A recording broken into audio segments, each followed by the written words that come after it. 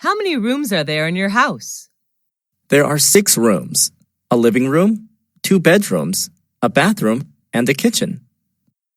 Which floor is your bedroom on? My bedroom is on the first floor of a 3-story house. Is it big or small? It's not very spacious, just enough to put necessary furniture in. What color is your bedroom painted? It's painted pink, my favorite color. Love your room? Why? I love it very much because it is my private space whenever I go home. What furniture does your bedroom contain? It contains a bed, a desk, and a clothing closet.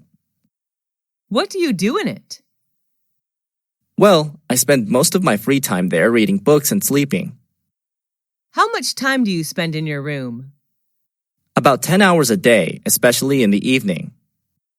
Share your room with anyone else? No, everyone in my family has their own room, so I stay there alone.